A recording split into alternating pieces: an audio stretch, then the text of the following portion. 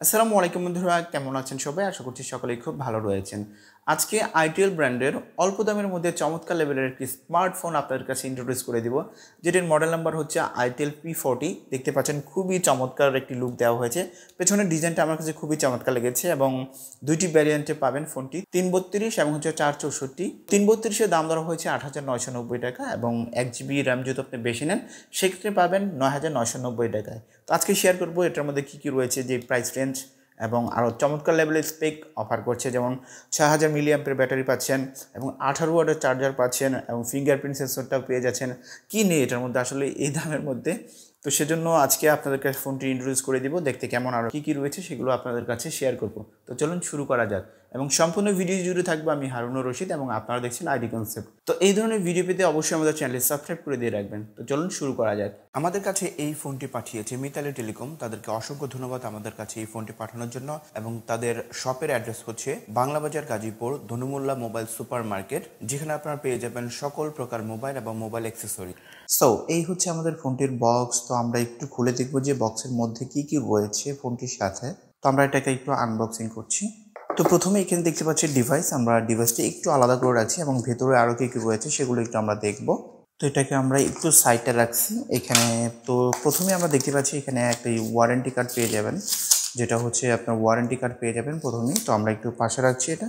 এবং এখানে আমরা দেখতে পাচ্ছি একটি সিম এডিক্টর রয়েছে, যেটি দিয়ে আসলে সিম কার্ড খুলতে হবে, সিম এডিক্টর। তো আমরা এটাও পাশে রাখছি এবং আরও ভেতরে কী রয়েছে সেটা দেখি। এখানে একটি ক্যাচিং পেয়ে যাবেন, অরিজিনাল ক্যাচিং, প্লাস্টিকের ক্যাচিং, বাট এটা কিন্তু একদম ফ্লেক্সিবল না, একটু হার্ড রয়েছে। তো আমরা এটাও পাশে রাখছি। অনেক চমৎকার লেভেলের কিন্তু একটি আইটেলের আপনার হেডফোন পাবেন, যেটিতে মিউজিক শুনতে পারবেন। প্রত্যেকটা আইটেল ফোনের সাথে কিন্তু একটি করে হেডফোন তারা দিয়ে দিচ্ছে। তো আমরা এটাও পাশে রাখছি।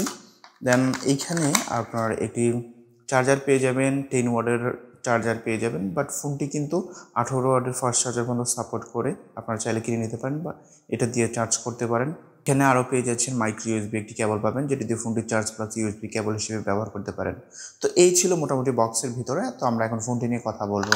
সো এই হচ্ছে ফোনটির পেছনের ডিজাইন, দেখতে পাচ্ছেন খুবই চমৎকার লাগতেছে আমার কাছে, কিন্তু পেছনের ডিজাইনটা খুবই চমৎকার। ডিজাইন এবং বিল্ড কোয়ালিটি আমার কাছে যথেষ্ট প্রিমিয়াম লেগেছে। আসলে এই বাজেটের মধ্যে এই ধরনের ডিজাইন কিন্তু আসলে এক্সপেক্ট করার মতো নয়, যেটা আসলে খুবই দেখতে ভালো লাগতেছে। এবং পেছনের বিল্ড কোয়ালিটির কথা যদি বলি, এখানে কিন্তু একটা আপনার ম্যাট ফিনিশের মতো দেওয়া হয়েছে, একদম স্লিপারি না, যেটা আসলে ফোনটি হাতে কমফোর্ট ফিল হবে, যেটা খুবই চমৎকার লাগতেছিল। এবং ক্যামেরা বামটা দেখেন, একটা ইউনিক ক্যামেরা বাম দেওয়া হয়েছে। অনেক পোকো ফোনে কিন্তু এই ধরনের আসলে ক্যামেরার ডিজাইন দেন হচ্ছে, যে ডিজাইনটা দেখতে পাচ্ছেন পোকো ফোনের মধ্যে, অনেক ফোনের মধ্যে কিন্তু এরকম ডিজাইন রয়েছে, যেটা আমার কাছে খুবই চমৎকার লেগেছে। দুইটি ক্যামেরা বাম্প দেওয়া হয়েছে বড় বড়, এখানে দেখতে কিন্তু খুবই চমৎকার লাগতেছে। তো ডিজাইন এবং বিল্ড কোয়ালিটি আমার কাছে যথেষ্ট প্রিমিয়াম লেগেছে এই বাজেটের মধ্যে। তো কথা বলছি ফোনটির সাইড প্যানেল নিয়ে। এখানে ডান পাশে পাবেন ভলিউম রকার পাবেন, তার নিচেই পাবেন পাওয়ার বাটন, আর বাম পাশে রয়েছে সিম এডিক্টর, যেখানে দুটি সিম কার্ড প্লাস হচ্ছে আপনি চাইলে একটি মেমোরি কার্ড ইউজ করতে পারবেন।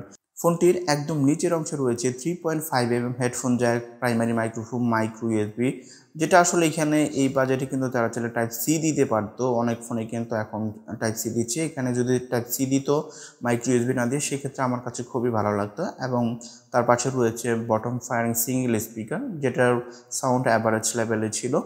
এবং ফোনটির একদম উপর অংশ কিন্তু কিছুই থাকছে না, একদম fresh noise, secondary noise cancellation থাকছে না। তো চলে আসলাম ফ্রন্ট সাইডে, দেখতে পাচ্ছেন বিশাল বড় একটি ডিসপ্লে কিন্তু ব্যবহার করা হয়েছে এই ফোনটির মতো। 6.6 ইঞ্চের এইচডি প্লাস একটি ডিসপ্লে ব্যবহার করা হয়েছে, যেটিতে আসলে কিন্তু আপনারা কন্টেন্ট দেখে চমৎকার লেভেলের একটি এক্সপিরিয়েন্স পাবেন। এই ধরনের এন্ট্রি লেভেল স্মার্টফোন কিন্তু আসলে বিশেষ করে যারা কন্টেন্ট দেখেন তাদেরকে টার্গেট করেই বানানো হয়, বিশেষ করে যে ভিডিও কলে কথা বলবেন তাদেরকে টার্গেট করে। এবং কন্টেন্ট দেখার এক্সপিরিয়েন্স কিন্তু খুবই চমৎকার ছিল। এবং সামনের ডিসপ্লের মাঝখানে এখানে নচালা একটি 5 মেগাপিক্সেলের ক্যামেরা পেয়ে যাবেন, সেলফি ক্যামেরা। সামনের যে ডিসপ্লেটা রয়েছে তার মাঝখানে রয়েছে 5 মেগাপিক্সেলের একটি সেলফি শুটার, যেটি দিয়ে কিন্তু আপনি ছবি টবি তুলে সোশ্যাল মিডিয়াতে আপলোড করতে পারবেন অনায়াসেই।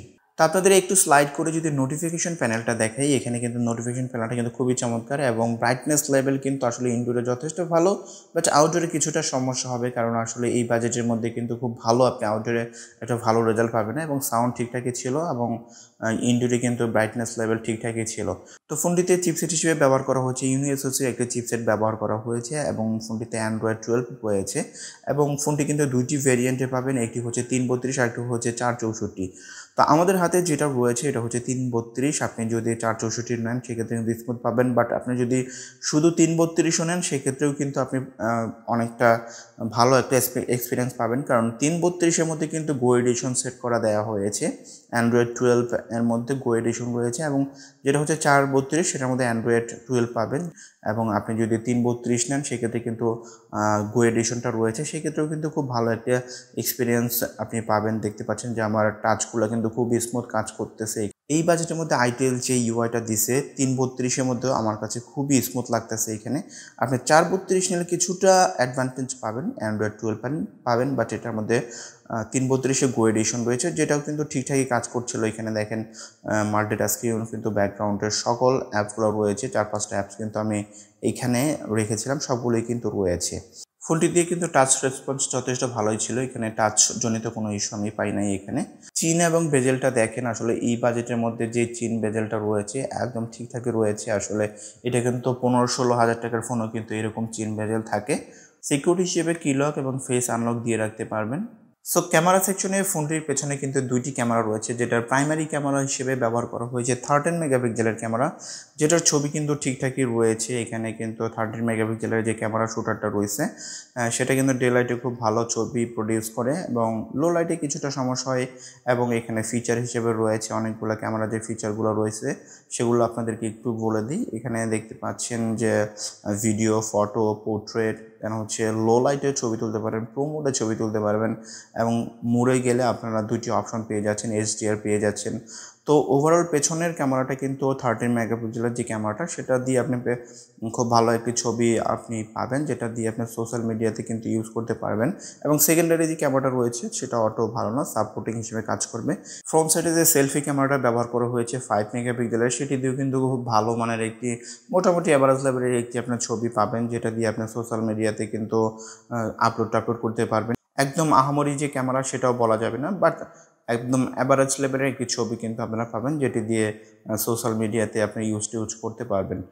তো ফোনটি কিন্তু অনেক বড় দেখতে পাচ্ছেন, যেটা আসলে আমি যে ইউআইটা ব্যবহার করছি আমার কাছে কিন্তু ভালো লাগছে। দেখেন যে 3 GB র্যাম হলেও কিন্তু কত স্মুথ কাজ করতেছে নতুন অবস্থায়, এবং যেহেতু এটা গো এডিশন সেক্ষেত্রে আসলে 3 GB-তেও কিন্তু সমস্যা হবে না।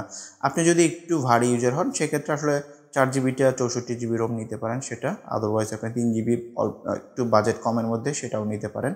তো ওভারঅল আসলে আমার কাছে 8,990 টাকার মধ্যে এই ফোনটি খুবই চমৎকার লেগেছে, এবং যারা বিশেষ করে অল্প বাজেটের মধ্যে সব কিছুই চাচ্ছেন, ভালো একটা ব্যাটারি চাচ্ছেন, একটা ভালো ক্যামেরা চাচ্ছেন, সেক্ষেত্রে কিন্তু নিতে পারেন, এবং ফিঙ্গারপ্রিন্ট সেন্সরটাও পাবেন। ওভারঅল আসলে অল্প বাজেটের মধ্যে সব কিছুই পেয়ে যাচ্ছেন। তো ওভারঅল আপনারা যারা আসলে ছোটোখাটো বাজেটের মধ্যে ফোন খুঁজছেন তারা আসলে এই ফোনটি চয়েসে রাখতে পারেন। তো বন্ধুরা, এই ছিল Itel P40 ভিডিও। আশা করছি ভালো লেগেছে। যদি ভালো লেগে থাকে আমাদের চ্যানেলটি সাবস্ক্রাইব করে দেবেন এবং পাশে থাকা বেল আইকনটি অল করে দিবেন। তো আজকের মধ্যে এখানে ভিডিওটি শেষ করবো। আল্লাহ হাফেজ।